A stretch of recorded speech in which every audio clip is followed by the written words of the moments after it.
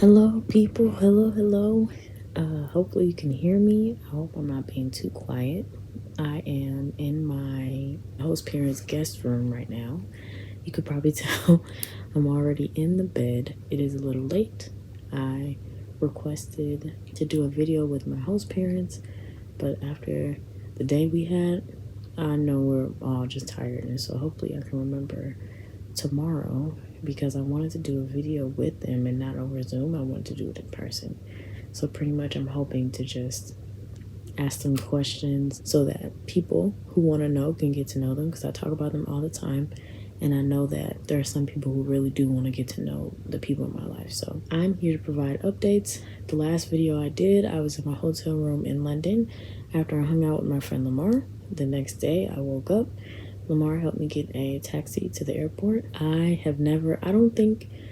feel like I flew out of Stansted maybe once or twice. I won't be doing that again. I didn't realize how much further away it was than the other airports. And so if I need to take a flight out of Stansted, it better be significantly cheaper than Gatwick or Heathrow, because I won't be doing that again. Got to the airport, Ryanair. Didn't realize it was like the equivalent of like Spirit or Frontier, where you have to purchase pieces of your ticket. In essence, it becomes more expensive than just buying an expensive ticket to begin with. And so I couldn't get my boarding pass because I had to get my passport checked at the desk. So I'd stand in this really long line, and I learned that they have this category of payment plans. Or not payment plans, but like payments or selections you can make and pay extra for. One of the things you could pay extra for is to check in. There's a shorter line to check in. You could do a speed, I think it's fast check-in or something like that, fast pass. And so I was like, that's interesting. But the line, it wasn't that bad. So paying extra for that would be silly. Ended up going through the security line. I forgot I had a brownie in my pocket. So I got pulled over to the side. And the woman was like, how old are you? I was like, I'm 28, and I laughed. Only laughed because I get that so much that I'm surprised that it threw me off, but it threw me off, and that's why I laughed at her. But she was like, okay, I was just checking, because I didn't want to assume with the mask, because I had a mask on. So she checked me, and then she touches my pocket, my front pocket in my hoodie, and she was like, oh, what's this? And she took it out. I said, oh, I forgot I had that in there. And she was like, well, that's probably what set it off. So they let me go. I ended up getting my English breakfast, which, if anyone knows, I really like an English breakfast. I don't know what that's about, but it's good to me. So I got my English breakfast and waited for my plane. Got on the plane. I literally went to sleep and woke up when we were landing. I slept the whole 2 hours. Boarding the plane, that was cool. The one thing I did end up paying more for was priority, and I think initially when I purchased the flight, my thought process was I was going to have a carry-on bag and a personal bag. The problem is I ended up needing to pack a suitcase. And so I think I paid for more bags than I actually used. But I had priority, so I was able to skip this line and get on the plane. Plane landed. I had like sort of Wi-Fi. Well, first, let me back up. When I was in the airport in London, I had made a mistake. I thought that my host parents were going to come get me from the airport. They are dropping me off at the airport. And so I was in the London airport purchasing train tickets. I was like, yo, I can't get to Madrid and not have a train ticket. And I don't know why, because it would have worked out. And it actually probably would have made my life easier. But I don't have cash on me. And I didn't want to have a situation where I couldn't buy a ticket because I didn't have cash and I had to take cash out. So that's what I was trying to avoid, is taking out cash. And so I went online, downloaded the Renfe app. Renfe, if you don't know, is the train company in Spain, Renfe. So I downloaded the app. I already had a account, but I forgot the password, so I had to fix that. Finally got it downloaded, found a trip. My host mom told me what the best ticket was, so I bought that ticket and then tried to buy a metro ticket. Because the thing is, the metro is connected to the airport and the train station. So to get to the train station from the airport, I had to take a metro. And so I was trying to buy a metro ticket, but I couldn't purchase that. I don't know what was going on with that. Now I think about it, I think I put my card number in wrong. I got to Madrid, and I've flown into Madrid a million times, so I knew what I was doing. Oh, when I got to the passport line, the woman asked me if I lived in Spain, and I think it's because I have my visa from when I studied abroad in my passport still. And until I get a new passport, that's going to be in there, which I have another 3 years until I need a passport. The thing is, this woman probably thought like, oh, that was my visa to live in Spain. But I was like, no. And I think she checked the dates and was like, oh, okay, that makes sense. I was like, I'm only here to visit. So she let me go. I got my bag. And when I tell you, I'm glad that I packed a bag because I was able to bring everything I needed. And I had to weigh my options. What's more important to me? To have everything I need, or to have the convenience of having a smaller bag, but be like making do with what I got. And I'm glad that I brought my suitcase, but I ain't gonna lie. Getting through the metro with a big ass bag and a carry-on, that's like literally the worst. And I've done it before, but I forgot. It was so heavy. And of course, I've been dropping stuff off as I go places. So I brought my host parents and my host sister some candy, I think. Dropped that off. I don't think I brought Lamar anything, but my carry-on bag was heavy on the first flight because I had stuff for the flight because it's such a long flight. I just packed everything in my carry-on, and that was heavy as shit. And so when I transferred stuff over to the suitcase, now the suitcase is heavy as shit. So I got rid of some stuff, and it's gonna be heavy as shit when I go home because I'm picking stuff up from Sierra Leone. So I get to the airport, I get my bag, all that. Now I gotta make it to the terminal where the metro is. For me, I like to plan ahead and to have like a plan of what I'm doing, how I'm getting from point A to point B. I like to do that ahead of time. And here's why. Before I left London, I looked up which terminal it was where the metro leaves, where the metro is in the Madrid airport. It said it was Terminal 4. So I get to the airport, get my bag, and now I'm looking for the transfer bus to Terminal 4. I find the transfer bus after walking all over the goddamn airport. I walk to Terminal 2 to catch the bus. So I get on the transfer bus. Or it wasn't even Terminal 2, it was still Terminal 1, but it was arrivals. So I had to travel from departures to arrivals, which was a bit of a walk. Found the bus, got on the bus, and made it to Terminal 4. I get all the way down to the metro, and now I have to recall how to purchase a ticket because I fucking forgot. It's been 3 years since I've been back in Spain, and even during that time where I was in Spain 3 years ago, we didn't take the metro. So at this point, we're working off of like 5 years ago. That was the last time I took the metro. So I'm looking at it, and then I realized that's right. You can change the language to English. So I click on the flag of, I think it's England's flag, or it's the UK. And I clicked on it, and I was like, oh, all right. Now it's in English, but I still don't understand which ticket I need. So I go over, look at the map. I try to figure out where's the stop I need. So I need to get to the train station. I look at all the lines. So luckily, I know how a metro system works. I know how to transfer and stuff like that. And so I just figured it out. I went and purchased a card and put money on there, and I bet you it still has a couple of rides left on there. But whatever. So I get down to the metro. I get on the train. I figure out, all right, I need to get off at this stop, transfer to this, go one stop, transfer to another line, and that's the line I need to be on to get to the train station. So everything was cool up until the point where I needed to transfer the first time. I get off of the line, I look for the other line, found the other line. I forgot that that on the metro system, you're supposed to stand to the right and let people who want to go down the escalator faster stand to the left. So one was like, basically, excuse me, I need to get downstairs. You need to be standing to the right. Because she could tell I had a suitcase, so clearly I was a tourist. I didn't fucking know. Anyway, totally forgot that. Got to where I needed to be, and lo and behold, I had to go up the stairs. And I'm talking about like three sets. So like you go up about 6 or 7 steps, and then there's a platform. Go up another one, there's a platform. Go up another one, then you're at the top. My suitcase was so heavy, and I was frustrated because I immediately thought to myself, God damn it, had I not been such a needy person, or somebody who gets anxiety when I don't have everything I need, this would be a lot easier of a feat. But I had to carry that big ass suitcase upstairs. And again, like I said, I had taken all of the heavy stuff out of my carry-on and put it in my suitcase, and my suitcase was heavier than the carry-on. Anyway, get up to the top of the stairs, gotta take an escalator or elevator back down to another part, and I finally get on the line that I need to get on.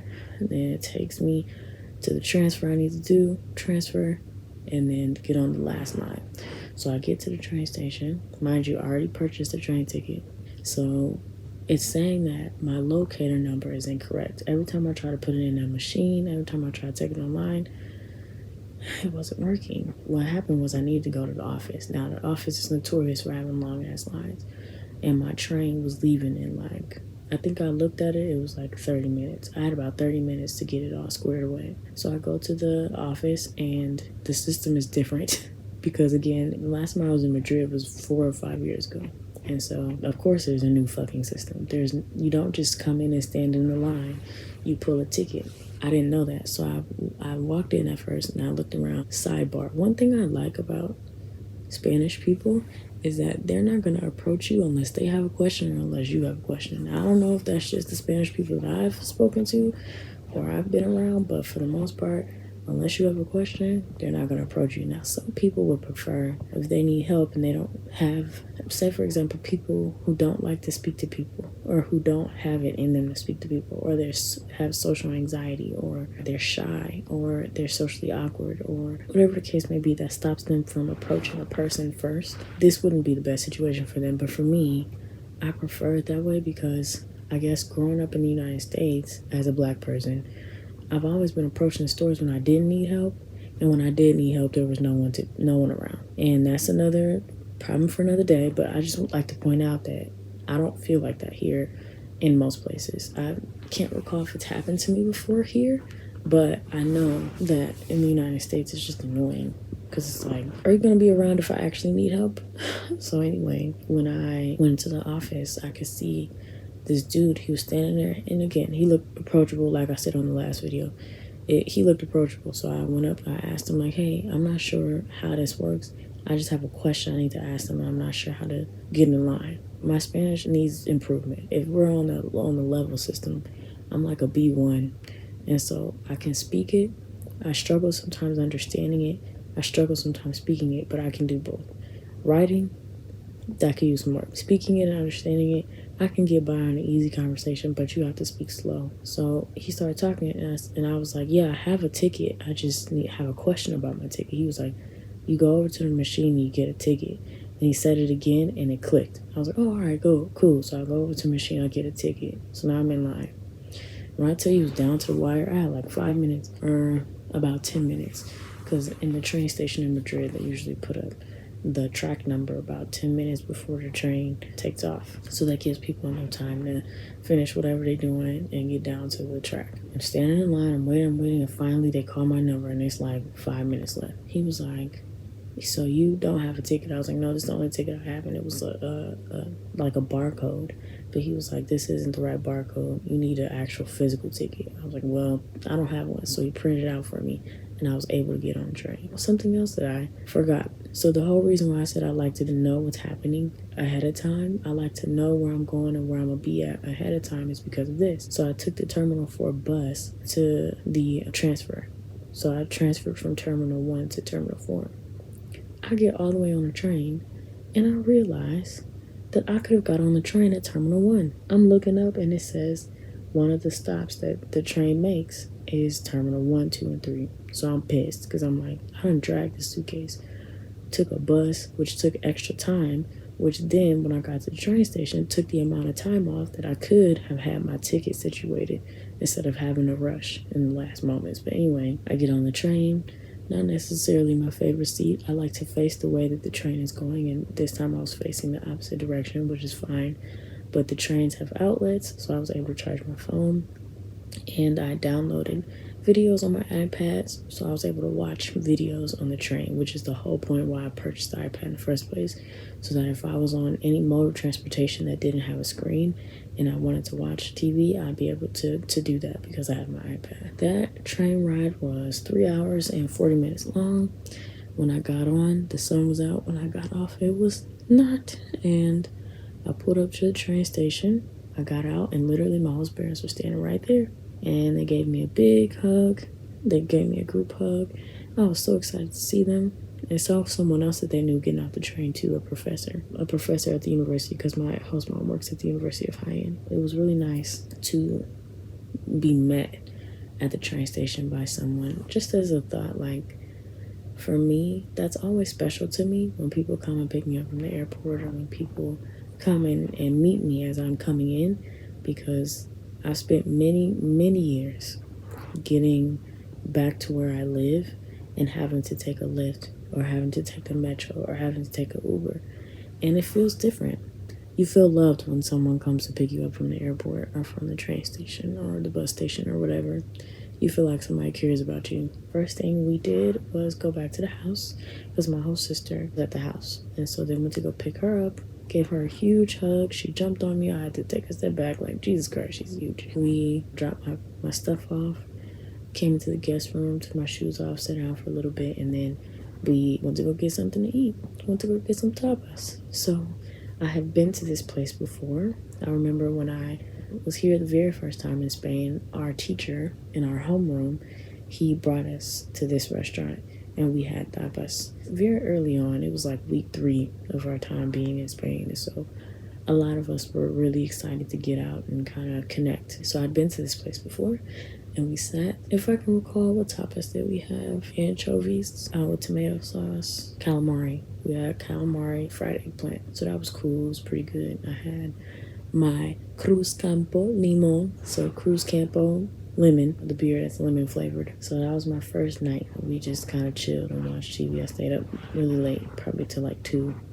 Like how it is right now, it's 2 o'clock, but my body is still on California time. This morning, we got up, took our sweet ass time. We got moving. They made me some coffee, got dressed, and then we went to go have breakfast. My favorite Spanish breakfast, out of all the things that you could have for breakfast, my favorite thing is to have a tostada, which is a slice of toast, a slice of bread toasted with tomato, like rubbed on it, and then a ham on top. I think it's Serrano is what I had this morning. It is so good, to the point where I told myself, I have to have this. I can't not eat this for as long as I didn't eat it in the United States. We had breakfast. I had fresh squeezed orange juice. For some reason, it tastes so much better here, even though we have fresh squeezed orange juice in the United States. It just tastes so much different here. So after that, we took a walk. We ran into one of their friends. So she ate breakfast with us. She was super nice. She was from Honduras. Sarah is her name. So we walked around. Oh, I forgot to say, the first night after we had tapas, we walked, and I got to see the cathedral, and so that was great. It's one of my favorite buildings in Jaen. Also, the palace, or not the palace, the castle, El Castillo, is my other favorite building in Jaen. Got to see that, got to see the cathedral. So today, I went and walked around the cathedral. They took me, what they were taking me to was this place. I have a bracelet that they purchased me the first night. They had a Christmas gift for me, and it was a bracelet that was over there. Well, anyway, there's a picture of this place. It's like a sanctuary where people go to pray, thank God for things, ask for things and stuff like that. They were taking me to this place, and on the way there, we ran into another friend of theirs. Now, hilarious story about this dude. I might have told it on a different video, but pretty much this dude, the first time I met him, he came over to the house to fix something. Once he learned I was from the United States, that I was there studying abroad student, the first thing he asked me if I liked hamburgers. And I was like, yeah, I like hamburgers. And he was like, do you like McDonald's? And I was like, no, because, I don't eat McDonald's. And there's actually a lot of people that don't eat McDonald's. I was like, do you eat McDonald's? I was like, no. And he was like, all Americans like McDonald's. And I fell out because I was like, yo, I have never heard anything like that before. So we ran into this guy. We had just been talking about him because the friend that they met at breakfast is a friend of this guy. And so we were just talking about him, and then he randomly appeared. So that was cool. We went back to the house, rested a little bit, had lunch, took a siesta, and then my host parents, later in the day, they took me to see this film that was made about Jaen. This was really nice. Basically, it was an organization who wanted to highlight Jaen and how great it is and all the great things that they have going on and why it's a city people should want to be in. I need to stop by the pharmacy, so we went to do that. Then we stopped to have some tapas again, and tonight we had pan. So we had bread and olive oil with something similar to a charcuterie board and flamenquine, and I've never had it before, so today I tried it, and I'm not gonna lie, I didn't really like it. If you don't know what it is basically breaded, rolled sausage and ham. So like they take the sausage, they wrap ham around it, and then they bread it and fry it. Not really a fan. They also have it with cheese. They have it cold too. Yeah, I'm just not a fan. Oh, we had some olives too. And again, I had my Cruz Campo Limon. After that, we went to this concert. They have a neighbor who plays in this band. He plays the guitar really well. We went to go see him and his band in concert, and it was pretty cool. They sing in English. It's kind of like a bluegrass kind of feel, also kind of rockish. So it was cool. Not really my kind of music, but it was nice, and I just enjoyed myself. I'll talk a little bit about things I learned about my host parents. I did not know that my host dad majored in psychology. That was pretty cool to learn. I learned a lot about what people have to do in order to stay in their profession. So as far as I understand, you may get a degree, but you have to join a professional association and I guess get some sort of title or certificate from that association to practice. So like how in the United States, my job in education, I had to go back and get a master's degree. And this was after I got my bachelor's degree. From what I understand, this is the same for them, except they need to go to this association and get a certificate. That was cool to learn. I learned that my host sister has a boyfriend, so that was cute. And it's this kid that, cause this is what I love about my host parents. Well, one of the things I love about my host parents, that they raised their child in a group of families. So when I came the first time, there was a family. The parents named their children after them. So Sara y Jose named their kids Sara y Jose. So that's one family. Marta y Lucas are raised by, their mom is Carmen, and I feel so bad I forgot the dad's name. But just as an example, those two families, because those are the ones I hear about the most, or that I've actually gotten to know the most, they raised all of their children together. So Sara y Jose, Marta y Lucas y Maria all grew up together. They swim together, they play the violin or viola or whatever instrument together. They go to school together, they take classes together, do activities together. They were raised together. And so my host sister's boyfriend is one of those kids, which makes sense. And then my host parents tell me in every picture, Maria is next to Lucas. And if you look at any of your pictures, you'll see that she is standing next to him. Oh, like, that's impossible. I looked at all my pictures and they were right. As kids, they were always standing next to each other. I hope it works out for the best. I love my host sister. I always had an affinity for Lucas. Lucas was always such a nice little boy and very lively. His personality was very lively and he was very charismatic. So I liked that about him. That was interesting to learn. I don't know, I just had a really nice time, and I love being here with my host parents. It feels like home. And if you know me, you know that means a lot, because I have quite a few different homes. But this one, I always feel like I always leave here really sad, but also really relaxed. And I feel more like myself.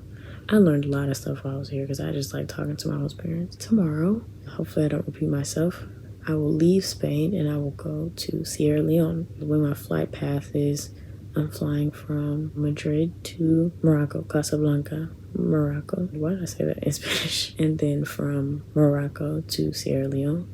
This is the first flight I've ever taken like this because I leave Madrid at 6. I get to Morocco around 1. Actually, I leave Madrid closer to 7 o'clock.